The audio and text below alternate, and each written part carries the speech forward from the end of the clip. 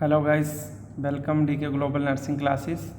आज हमारा टॉपिक्स है pre operative and intraoperative and post operative nursing care. तो हम ये जानेंगे आज कि हमें प्री ऑपरेटिव में क्या काम होता है patient side, and intraoperative and surgery time, और then postoperative after surgery. तो सभी स्टूडेंट्स एंड जो भी देख रहा है तो इसको लाइक कर लीजिए और शेयर करिए और सब्सक्राइब कर लीजिए चैनल्स को। तो हमारा टॉपिक आज यही है, pre operative, intra operative and post operative nursing care. तो इसमें सारी चीज़ें स्टेप बाय स्टेप्स कि हमें क्या क्या करना चाहिए कि इंट्रा ऑपरेटिव पेशेंट जब हमारा आता है। तो फर्स्ट हमारा है कि ऑब्जेक्टिव्स हम देख लेते हैं कि ऑब्जेक्टिव्स में क्या क्या है, उसके अकॉर्डिंग ही आगे हमारी क्लास चलेगी। तो फर्स्ट हमारा आता है कि डिफिनेशन है preoperative nursing care, preoperative nursing care. इसके बाद explain preoperative nursing care और describe the intraoperative nursing responsibilities क्या क्या होती हैं। देन इसके बाद में आएगा discuss postoperative of the nursing care. फिर इसके बाद में हमारा identification common complication and prevention. इसमें ये देखना है हमारे कि कॉमन प्रिवेंशन क्या क्या हो सकते हैं। तो हमारा क्या है आज का लर्निंग ऑब्जेक्टिव्स, जो सीखने के उद्देश्य हैं, ये सारी चीज़ें हमारे को रहने वाली हैं। तो देन हम आगे बढ़ते हैं, और प्लीज़ क्लास को देख रहे हो तो लाइक करना और शेयर करना और सब्सक्राइब कर लीजिए हमारे चैनल को। और देन इसके बाद में हमारा आता है प्री ऑपरेटिव नर्सिंग केयर। तो फर्स्ट ऑफ ऑल है कि pre operative nursing care including care before, during and after surgeries. तो हमारे इसमें एक प्री ऑपरेटिव नर्सिंग केयर आता है, इसके बाद इंट्रा ऑपरेटिव आता है। प्री ऑपरेटिव ऑपरेशन करने से पहले जो हम प्री ऑपरेटिव में पेशेंट लेते हैं वो चीज़ हो गई है इंट्रा ऑपरेटिव की ऑपरेशन के दौरान, और पोस्ट ऑपरेटिव हो गया हमारा कि ऑपरेशन के बाद जो करने वाली नर्सिंग केयर होती है वो हमारी पोस्ट ऑपरेटिव केयर में आता है। देन इसके बाद में हमारा आ जाता है प्री ऑपरेटिव नर्सिंग केयर कि अगर हम केयर प्रोवाइड कर रहे हैं तो क्या प्रोवाइड कर रहे हैं, तो वो चीज़ हमें देखनी है। तो आता है care provided before surgery to prepare and the patient physical and psychological. हमें दो टाइप का होता है, एक फिजिकली हम पेशेंट को प्रिपेयर करते हैं और देन साइकोलॉजिकली मतलब बात करने से, और हमारा फिजिकली मतलब हम चेक करते हैं। देन इसके बाद में हमारा आ जाता है कि सर्जरी से पहले रोगी को शारीरिक एवं मानसिक रूप से तैयार करने के लिए दी जाने वाली देखभाल, इससे हम क्या कहते हैं प्री ऑपरेटिव कहते हैं। देन इसके बाद में गोल्स, हमारा उद्देश्य क्या है, तो इंश्योर पेशेंट सेफ्टी, रोगी की सुरक्षा। देन इसके बाद में आएगा हमारा कि रिड्यूस द एंजाइटी, चिंता कम करना पेशेंट का, कि अगर एंजाइटी है तो उससे बात करके उसका चिंता कम करना है। प्रिवेंट कॉम्प्लिकेशन, अगर कॉम्प्लिकेशन आ रही तो उसको प्रिवेंट करना है। Then prepare for surgery, surgery के लिए हमें तैयार करना होता है प्री ऑपरेटिव नर्सिंग केयर में।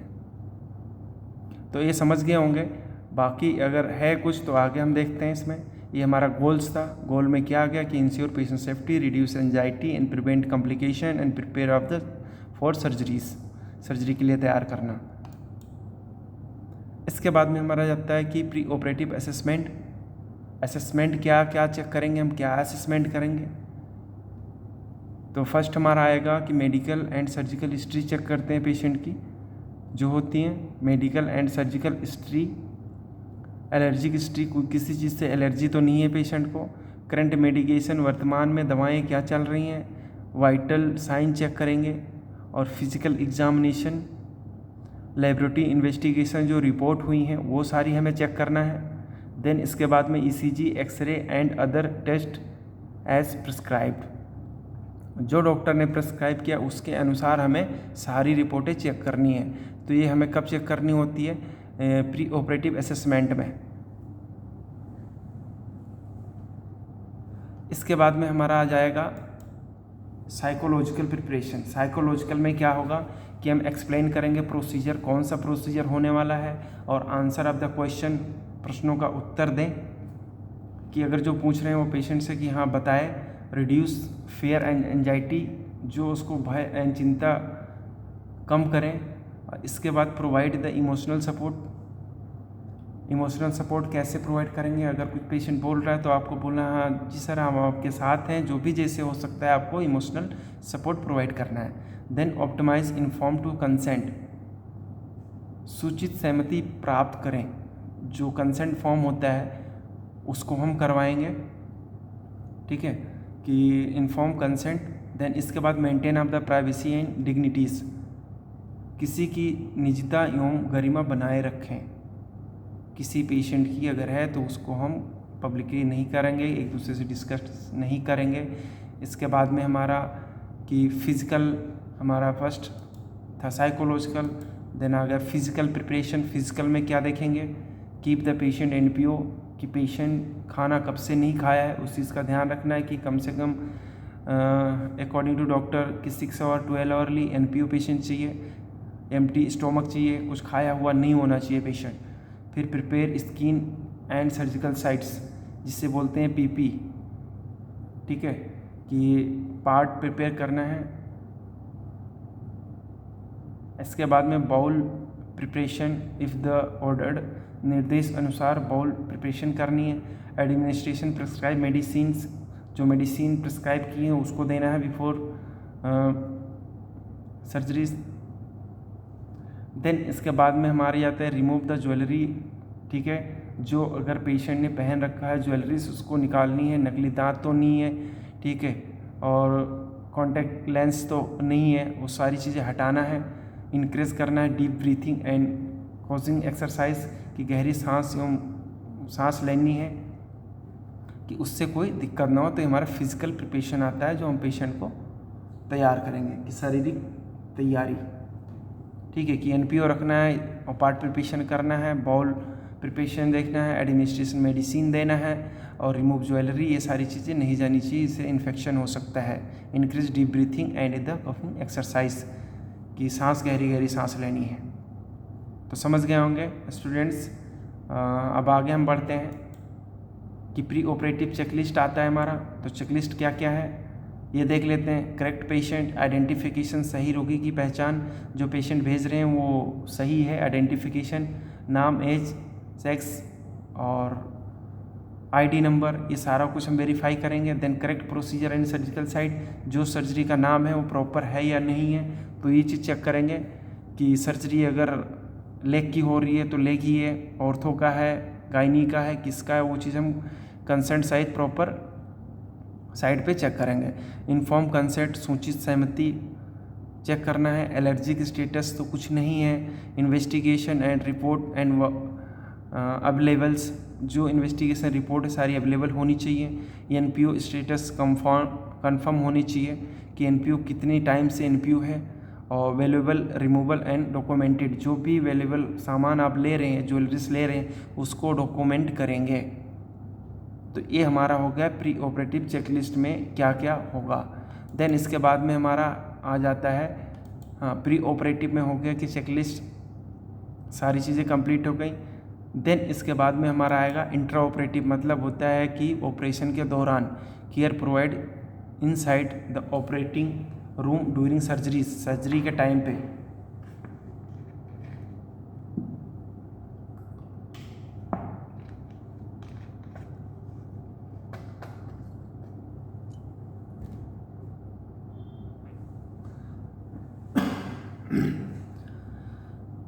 तो इंट्रा ऑपरेटिव में हमारा क्या आ जाता है कि care provide inside this operating room during the surgeries. अब इसमें देखना है कि ऑपरेशन थिएटर में सर्जरी के दौरान रोगी को दी जाने वाली नर्सिंग देखभाल, ये हमारी होती है इंट्रा ऑपरेटिव, मतलब कि पेशेंट की सर्जरी के टाइम। तो मेन गोल है कि मुख्य उद्देश्य क्या है, पेशेंट सेफ्टी। पहले देखना है पेशेंट की सेफ्टी। सेफ्टी देखने के बाद मेंटेन द सेप्सिस, इन्फेक्शन ना हो तो सेप्सिस मेंटेन रखना है। प्रिवेंट इन्फेक्शन, संक्रमण को रोकना है। और assist the surgical of the team, तो असिस्ट करना है सर्जिकल टीम को। तो हमारा क्या हो गया कि care provide inside this operating room during the surgeries. तो ये हमारा मेन गोल है, जो गोल होता है हमारा उद्देश्य यही है इंटर ऑपरेटिंग टाइम में। देन इसके बाद में आता है कि रोल ऑफ ऑपरेटिंग, जो ओटी में नर्स होती है उसका रोल क्या है, ठीक है, ओटी नर्स की भूमिकाएं क्या होती हैं। तो फर्स्ट स्क्रब नर्स जो होती है, जो मेंटेन करती स्टाइल फील्ड बनाए रखना उसका काम है। Then prepare and passes instrument, उपकरण तैयार एवं देना, और count the instrument and sponge.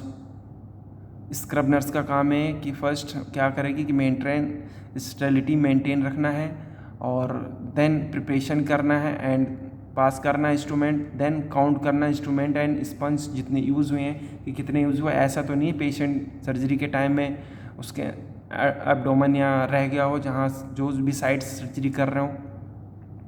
Then calculating nurse, the circulating nurse ensure patient safety, assist करेगी पोजीशनिंग और डॉक्यूमेंटेशन और coordinate with the team.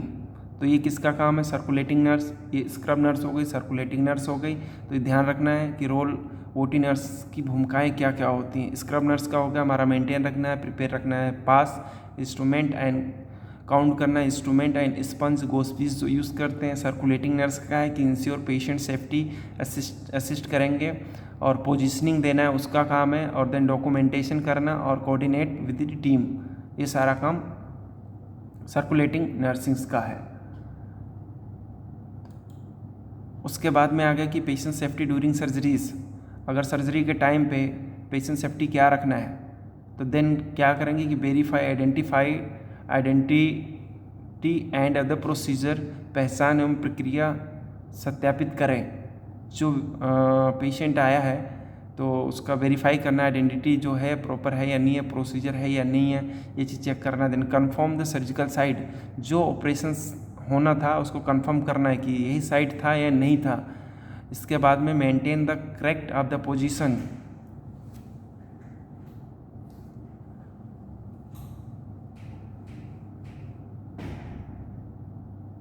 Maintain of the correct of the position, फिर prevent करना है प्रेशर इंजरीज, तो pressure injuries की रोकथाम। Then इसके बाद में आफ्टर आ जाएगा हमारा maintain of the safety of the techniques, septic techniques बनाए रखें। Maintain of the sponge and the instrument of the count, sponge and instrument count proper करना है हमें। देन इसके बाद में आफ्टर हमारा आ जाएगा ड्यूरिंग सर्जरीज के बाद में कि इंट्रा ऑपरेटिव मॉनिटरिंग क्या क्या रखना है। तो इंट्रा ऑपरेटिव में आ जाएगा हमारा कि मॉनिटरिंग निगरानी के लिए ब्लड प्रेशर और पल्स चेक करेंगे, respiratory up the rate and SpO2। Then इसके बाद टेम्परेचर, ब्लड लॉस और यूरिन आउटपुट, ये सारी चीज़ क्या करना है इंट्रा ऑपरेटिव मॉनिटरिंग में रखना है कि ब्लड प्रेशर प्रॉपर है या नहीं है, पल्स कितनी चल रही है, रेस्पिरेटरी रेट और SpO2 ऑक्सीजन की मात्राएं कितनी है, टेम्परेचर एंड तापमान, और इसके बाद में ब्लड लॉस तो नहीं हो रहा, यूरिन आउटपुट, ये सारी चीज़ें हमें ध्यान रखनी है इंट्रा ऑपरेटिव मॉनिटरिंग में। देन इसके बाद में आ जाएगा हमारा पोस्ट ऑपरेटिव नर्सिंग केयर में क्या क्या हम चेक करेंगे। तो फर्स्ट आता है हमारा कि care provided after the completions of surgery, complete अगर सर्जरी हो जाती है तो हमें क्या करना है। देन सर्जरी समाप्त होने के बाद रोगी को दी जाने वाली नर्सिंग देखभाल। तो हमारा गोल्स एंड उद्देश्य क्या है, जो मेंटेन करना है airway and breathing. First of all हमारा मेंटेन करना है airway and breathing. Then control of the pain, अगर उसको दर्द है तो नियंत्रण करना है। Then prevent of the complications है उसको प्रिवेंट करनी। प्रमोट ऑफ द रिकवरी के लिए प्रमोट करना है। ये हमारा पोस्ट ऑपरेटिव नर्सिंग केयर है। देन इसके बाद में इमीडिएट पोस्ट ऑपरेटिव असेसमेंट क्या करना है, airway, breathing, circulating, disability, exposure, सारी चीज़ें हमें मेंटेन करनी होती हैं। तो फर्स्ट हमारा एयरवे कि maintain to the patient airway. Second breathing में assess respiration rate and SpO2 और रिस्पिरेशन रेट एंड SpO2 जांचें। देन इसके बाद सर्कुलेटिंग में क्या आएगा, check pulse, BP and the bleedings, ये चेक करनी है हमें सर्कुलेशन में। देन डिसेबिलिटीज़ में आएगा एसेस द कॉन्शियस है पेशेंट या नहीं है। देन इसके बाद में आएगा हमारा कि exposure check the wound and the dressing and drain, कि ड्रेसिंग एंड ड्रेन जांच, ब्लीडिंग तो नहीं हो रही, सॉकेज तो नहीं हो रहा। ये हमारा क्या है कि पोस्ट ऑपरेटिव असेसमेंट। देन उसके बाद में पेन मैनेजमेंट आ जाएगा। तो इसमें क्या कि assess the pain regular pain management में हमें क्या चेक करना है कि असेस करना है पेन रेगुलरली कि कितना पेन हो रहा है नहीं हो रहा। Then use the pain rating of the scale, हमारा स्केल आता है पेन रेटिंग, उसके अकॉर्डिंग करेंगे। Give the analgesic as prescribed, prescribe की हुई मेडिसिन देंगे, एनाल्जेसिक जो प्रिस्क्राइब किया होगा डॉक्टर ने। Then provide the comfortable position, comfortable position check करना है। Then use of the relaxation and techniques. इसके बाद में हमारा monitor of the response to the medications, दवाइयों की प्रक्रिया देखें कि पेन मैनेजमेंट में क्या होगा कि मॉनिटर रिस्पॉन्स टू मेडिकेशन।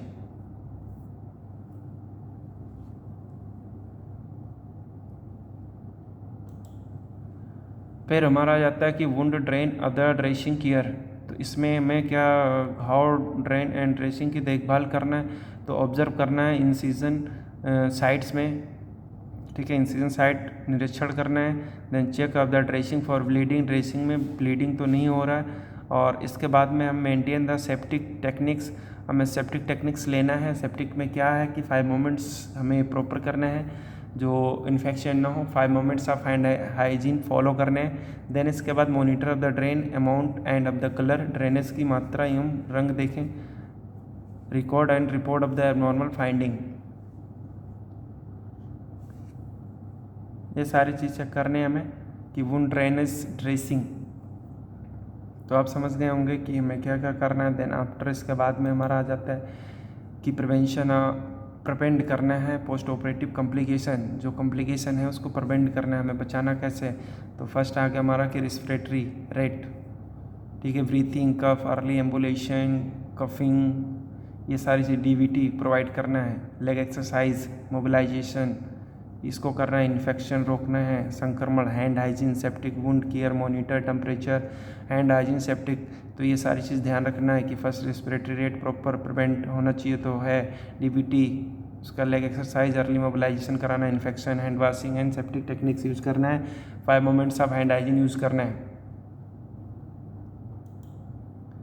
इसके बाद में न्यूट्रिशनल एलिमिनेशन चेक करेंगे हम उसका कि न्यूट्रिशनल स्टेटस क्या है। तो assess the bowel of the sound, bowel sound check करेंगे हम। इसके बाद में follow prescribe in the diet, diet क्या चल रहा है। Monitor of the nausea and vomitings, nausea एवं वोमिटिंग की निगरानी रखेंगे कि ऐसा तो नहीं पेशेंट खाने के बाद नोजिया वोमिटिंग कर रहा है। देन इसके बाद में मॉनिटर यूरिन आउटपुट, मेन होता है हमारा सर्जिस पेशेंट में कि यूरिन के आउटपुट ध्यान रखना होता है। Increase the fluid if the permitted, prevent of the constipation, prevent करना है हमें कॉन्स्टिपेशन की रोकथाम करना है, कॉन्स्टिपेशन ना हो पेशेंट।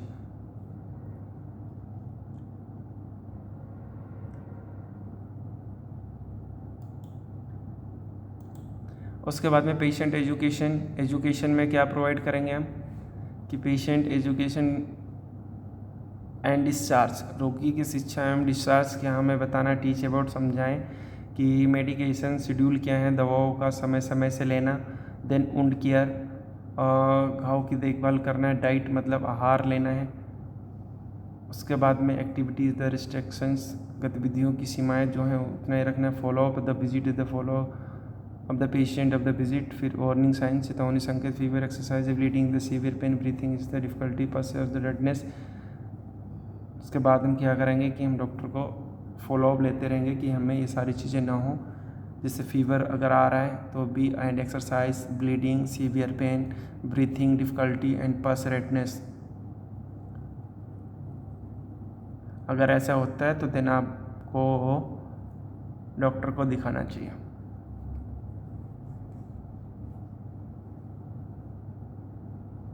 तो आज के लिए इतना ही, क्लास समाप्त होती है। Thank you.